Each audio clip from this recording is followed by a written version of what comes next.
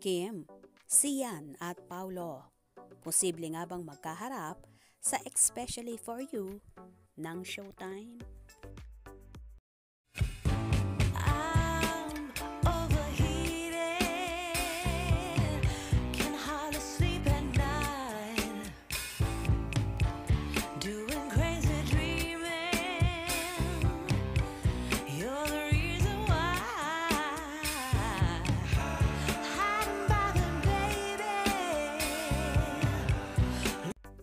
Pinagtulungan na naman ng mga kasamahan sa It's Showtime ang TV host, actress at queen of the dance floor na si Kim Chiu.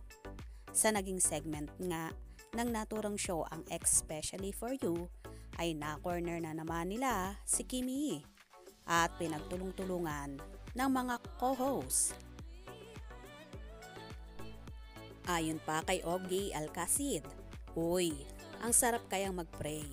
Of course. At yes naman ang sagot ng iba. Sundot naman ni Vice Ganda, "Pero serious yun ha? May the Lord give you what your heart desire." Kung saan sinasabi niya ito kay Kim Chiu at nagpasalamat naman ang dalaga. "Thank you."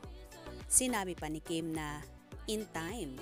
At dito nga ay biglang pinapaalis ni Kimi ang contestant na si Nicole sa upuan, kung saan nagbibiro lang naman siya.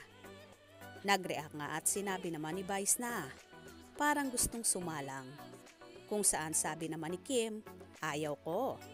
Sabay sabi ni Vice sa madlang people, abangan natin sa mga susunod na linggo kung sinong espesyal na uupo dito. Nag-volunteer Pagpapatuloy ni Vice na inuurot si Kimi. Uy, ang sarap kaya mag-pray. Yes naman. Thank you sa mga prayers. Yes! Yes. Kaya ngayon, simula... Pero serious yun, ha?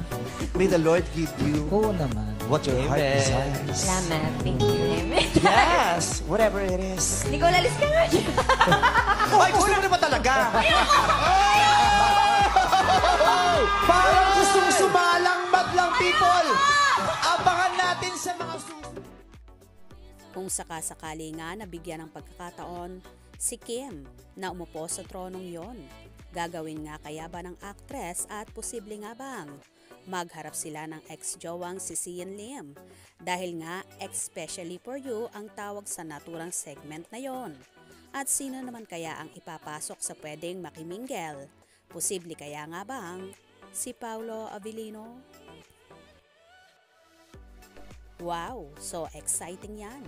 Si Paulo kasi ang nalilink ngayon sa dalaga dahil nga sa mainit nilang tandem ang Kim Pao, kung saan nagtitaping sila ng kanilang bagong serye ang What's Wrong with Secretary Kim.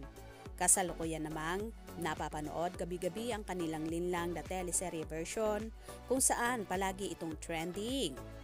Kayo ba? Excited na rin kapag nangyari ito? Ang tanong, haharap kaya ba si Sian Lim kung sakasakali na umupo sa trono si Kim Chiu? Kaya dapat nating pakatutukan yan. Anong inyong magiging reaction sa bidyong ito? Comment below.